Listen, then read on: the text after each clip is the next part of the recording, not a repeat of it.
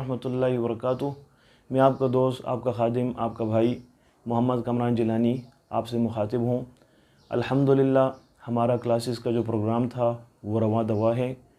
गुज़िश्ता classes में हमने हरूफ के एदाद निकालने का तरीका सीखा था और उसके बाद दूसरी क्लास में हमने हरूफ के एदाद निकालने के जो 5 क़वाइद मुक़र्रर थे वो सीखे थे। अल्लाह की ज़ात से उम्मीद है कि आप उन क्लासेस के ऊपर प्रैक्टिस कर रहे होंगे। इंशाअल्लाह रहमान एक मरतबा अगर आप उनको समझ लें तो आइंदा आने वाले जितने मराहिल भी हैं आप उनको बखूबी अहसन तरीके से तय कर सकेंगे। तो आज की जो क्लास है वो मश्क़ी क्लास है। इस क्लास में हम हरूफ के एदाद के निकालने का जो अमली तरीका है वो आपके सामने पेश खिदमत करेंगे और आपको जो है समझाने की कोशिश करेंगे कि हरूफ के एदाद अमली तौर पर कैसे निकले जाते हैं। तो इस क्लास को जो है बखूबी आप जो है सुने तो आपको समझ आना शुरू हो जाएगा। तो हरूफ के एदाद निकालने का जो तरीका है वो मैंने आपको ईक़ के एतबार से बतलाया था कि आपने इस गर्दान को जो है उंगलियों पर गिन लेना है, इन कलिमात को उंगलियों पर गिन लेना है और ये कलिमात 9 हैं। सिर्फ़ और सिर्फ 9 कलिमात को आप याद करें। इल्म अमलियात के मैदान में जो इब्तिदाई असबाक हैं उनके ज़रिए से आप आइंदा आने वाले तमाम मराहिल को जो है तय करने की सलाहियत रखेंगे। 9 कलिमात क्या हैं? पहला कलमा ईक़, दूसरा बकर, तीसरा जलश, चौथा दमत, पाँचवा हनस, छठा वसख़, सातवां ज़अज़, आठवां हफ़ज़ और 9वां तसज़। ठीक है जी। फिर इन कलिमात में जो हर कलमे का पहला हर्फ है वो इकाई पर मबनी है।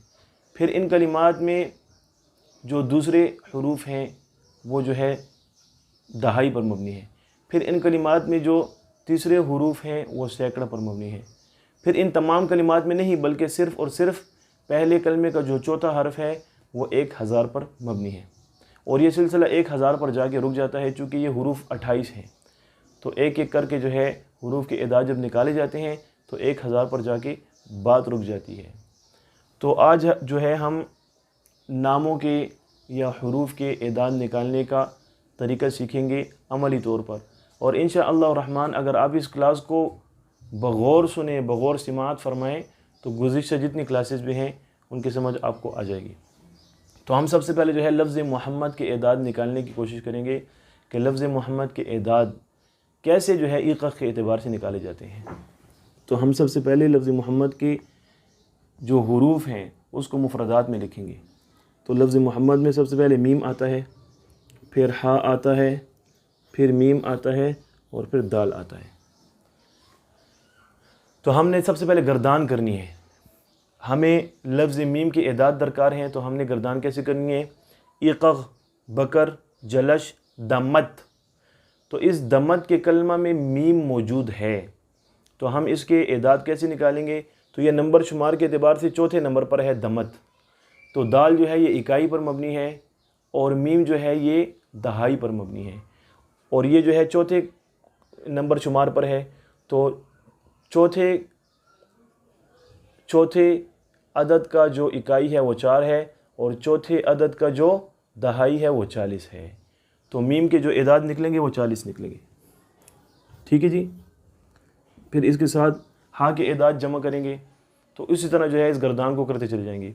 ईक़, बकर, जलश, दमत, हनस। ये हनस जो है ना ये 2 चश्मे हा वाला है। वसख़, ज़अज़, हफ़ज़। तो हा, फ़ा और ज़ाद। और नंबर शुमार के एतबार से ये हा जो है कौन से नंबर पर आ रहा है? तो ये 8वें नंबर पर आ रहा है। ठीक है जी। लेकिन 8वें नंबर पर ये कलमा आ रहा है और हफ़ज़ जो है ये कलमे का पहला हर्फ है और 8वें नंबर पर आ रहा है और 8वें की इकाई जो है वो 8 आती है तो इसके एदाद जो है 8 निकल जाएंगे। ठीक है जी। इसी तरह फिर दोबारा मीम आ रहा है तो यहाँ पर हम मीम के जो है एदाद निकाल चुके तो 40 दोबारा यहाँ पर ऐड करेंगे। ठीक है जी। फिर दाल आ रहा है तो उस एतबार से हमने दाल के एदाद भी निकालने हैं, गर्दान करते चले जाना है, फिर नंबर शुमार याद रखना है। फिर नंबर शुमार के एतबार से फिर हम देखेंगे कि नंबर शुमार के एतबार से ये कलमा जो है कौन से नंबर पर है, और फिर इस कलमे का जो हरूफ हमें दरकार है वो कौन से नंबर पर है। ठीक है जी। तो ईक़ग़, बकर, जलश, दमत। ठीक है जी। तो नंबर शुमार के एतबार से चौथे नंबर का कलमा है, और चौथे नंबर के कलमे का जो है पहला हर्फ है दमत। दाल मीम ता में जो है ये पहला हर्फ है, और पहला हर्फ जो है वो इकाई पर मबनी होता है। तो यहाँ पर चौथा नंबर का जो कलमा है, चौथे नंबर का जो कलमा है, तो इसका जो पहला हर्फ है वो इकाई पर मबनी है, और 4 की इकाई जो है वो 4 आती है। तो यहाँ पर हम 4 जमा कर लेंगे। तो ये लफ्ज़ मोहम्मद के एदाद जो है हमारे पास इस बोर्ड में आपको नज़र आ रहे होंगे। अभी इनको जमा करके जो है हम ये अंदाज़ा लगाएंगे कि लफ्ज़ मोहम्मद के टोटल एदाद क्या हैं। तो 40 जमा 40 80, और फिर जमा 8, ये 88 हो गए। ठीक है जी। 88 जमा 4 ये 92 हो गए। ठीक है जी, ये 92। तो लफ्ज़ मोहम्मद के जो एदाद हैं वो हमने ईक़ग़ की तरतीब पर निकाले तो हमारे पास 92 आ गया। इसी तरह और जितने एदाद भी आप निकालेंगे तो इसी तरतीब पे निकालेंगे तो आपको इंशाअल्लाह रहमान कोई दिक्कत नहीं होगी। तो मेरा नाम जो है मोहम्मद कामरान है। मोहम्मद के एदाद तो हमने निकाल लिए, मज़ीद इस सिलसिले को आगे बढ़ाते हैं और कामरान के हुरूफ के एदाद निकालते हैं कि कामरान के हुरूफ के एदाद कैसे निकलते हैं। तो ये काफ, कामरान में जो है सबसे पहले लफ्ज़ काफ है, फिर अलिफ है, फिर मीम है, फिर रा है, फिर अलिफ है, और फिर नून है। तो यहाँ पर जो है काफ के एदाद कैसे निकालेंगे, तो उसी तरह ईक़ग़ की गर्दान करेंगे। ईक़ग़ बकर। ठीक है जी। तो ये कलमे के नंबर शुमार के एतबार से जो है ये दूसरे नंबर का कलमा है बकर, और बकर में 3 हरूफ हैं, बा, काफ और रा। ठीक है। मैंने पहले जैसे आपको बतलाया था कि पहले हर्फ जो है वो इकाई पर मबनी है, दूसरा हर्फ जो है वो दहाई पर मबनी है, और तीसरा हर्फ जो है वो सैकड़ा पर मबनी है। तो बकर में जो काफ हमें मतलूब है वो दूसरा हर्फ है, और दूसरा हर्फ जो होता है वो जो है दहाई पर मबनी होता है, और नंबर शुमार के एतबार से ये 2 है, तो 2 की दहाई जो है वो 20 आता है। ठीक है जी। तो हम काफ के एदाद जो है वो 20 निकाल लेंगे। इसी तरह अलिफ़ के एतबार, अलिफ़ के एदाद जो है क्या निकलेंगे, तो ईक़ग़ में जो नंबर शुमार के एतबार से पहला कलमा है और अलिफ़ जो है उसमें पहला हर्फ है, और पहले हर्फ का एतबार जो है हम करेंगे तो उससे इकाई मुराद लेंगे। तो 1 की इकाई 1 आएगी, तो हम इसका 1 अदद निकाल लेंगे। इसी तरह मीम है, तो मीम के एदाद तो हम निकाल चुके, तो वो यहाँ पर 40 जमा कर लेंगे। ठीक है जी। इसी तरह रा है, तो रा का जो लफ्ज़ है उसके एदाद कैसे निकालेंगे, तो उसी तरह ईक़ग़ की तरतीब पर आप गर्दान चले जाएँ, आपको ख़ुद ब खुद समझ आना शुरू हो जाएगी।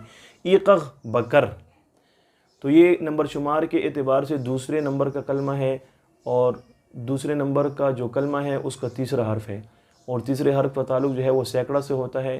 ठीक है जी। और 2 का सैकड़ा जो है वो 200 होता है, तो यहाँ पर रा के एतबार जो है 200 निकल जाएंगे।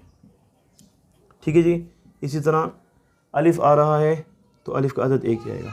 अभी आखिर में जो नून आ रहा है तो उसका अदद भी जो है आप ईक़ग़ की गर्दान के हिसाब से निकालेंगे। ईक़ग़, बकर, जलश, दमत, हनस। तो हनस का कलमा जो है वो नंबर शुमार के एतबार से 5वें नंबर पर है, और दूसरे नंबर का हर्फ है हनस में, हाँ नून सा दूसरे नंबर पर है, और दूसरे नंबर का जो हर्फ होता है वो दहाई पर मबनी होता है, और 5 की दहाई जो है वो 50 आती है।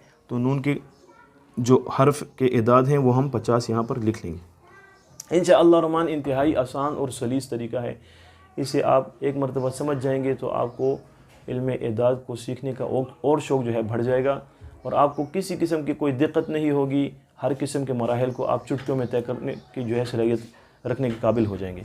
तो यहाँ पर अभी कामरान के हुरूफ के जो है हम एदाद को जमा करेंगे, और ये अंदाज़ा लगाएंगे कि कामरान के एदाद टोटल जो है क्या बनते हैं। 20 जमा 40 ये 60 हुए, ये 260 हुए, ये 261 हुए, और जमा जो है जमा जो है 50, तो ये 311 हुए। ठीक है जी। जमा 50 311 हुए, मैंने यहाँ पर 211 लिख लिया। तो ये 311 जो है ये कामरान के नाम के एदाद बनते हैं। इसी तरह आप जो है नामों की इदाद निकालते चले जाएं, आपको ख़ुद ब खुद समझ आना शुरू हो जाएगी। अभी हम उन नामों को यहाँ पर रखेंगे कि जिन नाम में वो 5 कवायद चलते हैं कि हम किस हुरूफ की इदाद निकालेंगे और किस हुरूफ की इदाद नहीं निकालेंगे।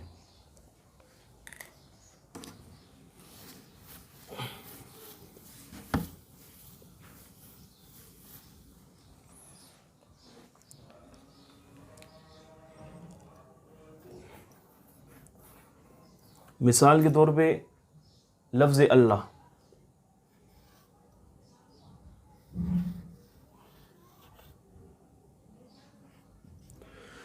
अल्लाह के नाम की इदाद हम कैसे निकालेंगे? तो इसको हम सबसे पहले जो है मुफरदात में लिख लेंगे। तो लफ्ज़ अल्लाह में सबसे पहले जो है अलिफ है, फिर लाम है, फिर लाम है और फिर हा है।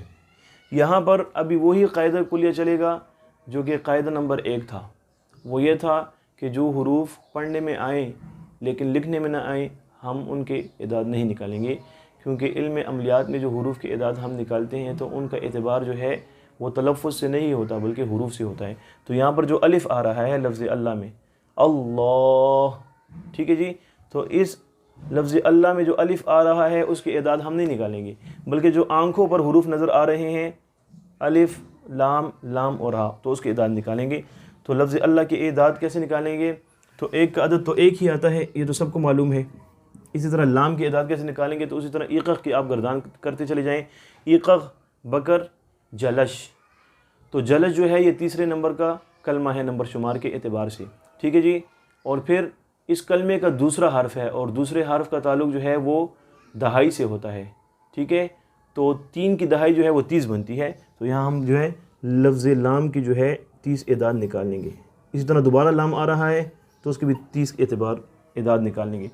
फिर हा आ रहा है तो हा की भी उसी तरह हम जो है गर्दान करके इदाद निकालेंगे। ईक़, बकर, जलश, दमत, हनस, ठीक है जी।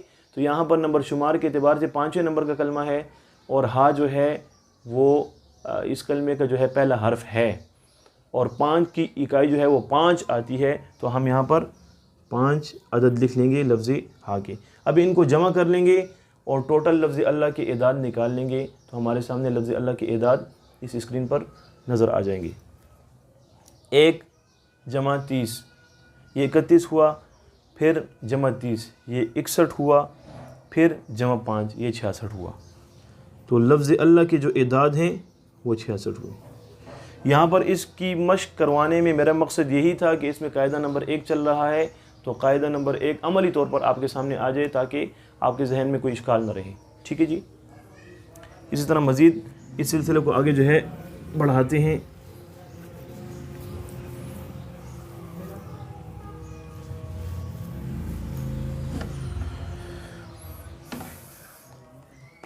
सीनतुम वाला नौम आता है, ठीक है जी।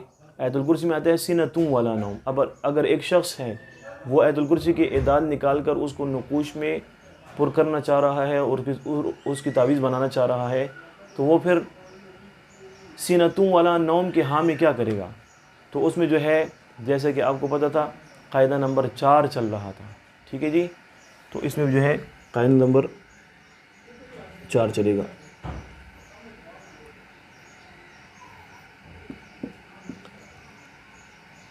सीनतुम वाला नौम, ठीक है जी। अभी यहाँ पर जो है कायदा कुलिया जो है जो मैं आपको समझाना चाह रहा हूँ वो सीनतुन में है, ठीक है जी। तो ये सीनतुन की जो ता है वो वाली ता है जो कि आम ता नहीं होती बल्कि हा के ऊपर होती है, ठीक है जी। तो हम फिर क्या करेंगे कि इस ता के इदाद किस एतबार से निकालेंगे? हा के इदाद निकालेंगे या ता के इदाद निकालेंगे?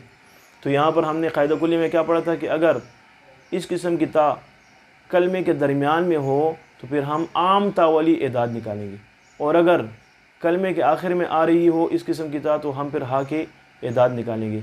अब यहाँ पर अगर हम गौर करें तो ये कलमे के दरमियान आ रही है ता, सीनतुम वाला नौम, कि न उसको ऊँग आती है और न नींद। तो यहाँ पर कलमा पूरा हो रहा है, यहाँ पर पूरा नहीं हो रहा। तो ये कलमे के दरमियान में ता आ रही है तो हम आम ता वाले जो है इदाद इसमें निकालेंगे। तो सीनतुन को हम जो है मुफरदात में लिख लेंगे सीन, नून और ता। ठीक है जी। तो सीन के एदाद कैसे निकालेंगे? इक़, बकर, जलश, दमत, हनस, वसख। वसख जो है ये नंबर शुमार के अतबार से छठे नंबर का कलमा है और इसमें 3 हरूफ हैं, वाओ सीन खा। सीन जो है वो दूसरे नंबर का हर्फ है और दूसरे नंबर के हर्फ का एतबार जो है वो दहाई से होता है और 6 की दहाई जो है 6 की दहाई वो जो है 60 आती है। तो हम सीन के एदाद जो है वो 60 यहाँ पर लिख लेंगे। जमा नून, तो इसी तरह जो है इसके भी एदाद निकालेंगे। इक़, बकर, जलश, दमत, हनस। नंबर शुमार के एतबार से यह कलमा 5वें नंबर पर है और इस कलमे का जो दूसरा हर्फ है वो नून है और दूसरे हर्फ का ताल्लुक़ जो है वो दहाई से होता है। तो यहाँ पर जो है 5 की दहाई जो है वो 50 आएगी। तो हम नून के जो एदाद हैं 50 वो नून के नीचे लिख लेंगे। ठीक है। अभी जो असली मकसूद आपको समझाना यहाँ पर मकसूद है वो इस ता में समझाना आपको मकसूद है, क्योंकि यहाँ पर इस ता में जो है कायदा कुलिया चल रहा है, वही जो मैंने आपको समझाया था। चूँकि ये ता जो है कलमा के दरमियान में आ रहा है तो हम इस हा के एदाद यहाँ पर नहीं लिखेंगे बल्कि ता के एदाद लिखेंगे। तो इसी तरह आप गर्दान करते चले जाएँ तो जहाँ पर चौड़ी ता आ जाए तो वहाँ पर रुक कर जो है उसके एदाद हम निकालेंगे। इक़, बकर, जलश, दमत। ठीक है जी। ये चौथे नंबर का कलमा है और कलमे का जो है ये तीसरा हर्फ है। ठीक है। और तीसरे हर्फ का ताल्लुक़ जो है वह सैकड़ा से होता है और यहाँ पर नंबर शुमार के एतबार से ये 4 है और 4 का सैकड़ा जो है वो 400 बनता है। तो हम ता के जो है एदाद 400 यहाँ पर लिख लेंगे। तो सीनतुन के एदाद हमारे पास क्या आए? 50 जमा 60 जो है 110 हुआ और जमा 400 ये 510 एदाद हमारे सामने यहाँ पर सीनतुन के आ गए हैं। तो अब तक के लिए इतना ही काफ़ी। इंशाअल्लाह रहमान अल्लाह की ज़ात से उम्मीद है कि आपको बखूबी समझ में आ गया होगा। इसी तरह आप अपने घरों में कापी और पेन की मदद से प्रैक्टिस करते चले जाएं। जहां पर आपको कोई इश्काल या कोई दिक्कत या कोई तकलीफ़ हो तो कमेंट बॉक्स में मुझ अपने खादिम को खिदमत का मौका दीजिए ताकि मैं आपको समझाने की और आपकी भरपूर खिदमत करने की कोशिश कर सकूँ। इंशाअल्लाह रहमान मुझे अपनी दुआ में याद रखें। मेरे चैनल को सब्सक्राइब करना न भूलिए, वीडियोज़ को लाइक करें, आगे शेयर कीजिए ताकि आपके साथ साथ और लोग भी जो है मुस्तफ़ीद हो सकें। इंशाअल्लाह रहमान मिलते हैं आइंदा एक नई क्लास के साथ आपकी खिदमत में मैं हाज़िर हूँगा। मुझ मोहम्मद कामरान को इजाज़त दीजिए। वस्सलाम।